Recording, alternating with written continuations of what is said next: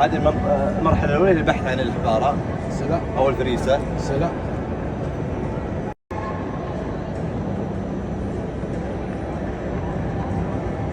ايش اللي يقول بيت القرقاح اللي هو يعود على الملواح؟ ايه طيرين يعود على الملواح. برد ما يقول ولكن ما ادري ايش ارد علشان. الله هذه المرحلة الثانية اللي هو تحديد موقع الحبارة. سلام. قلنا جونا مع سنة تويجري.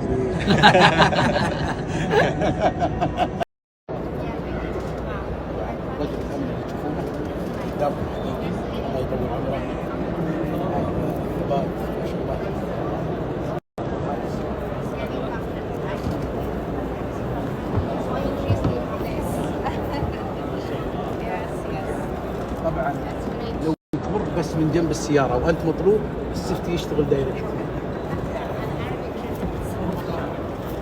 اضبط وضعك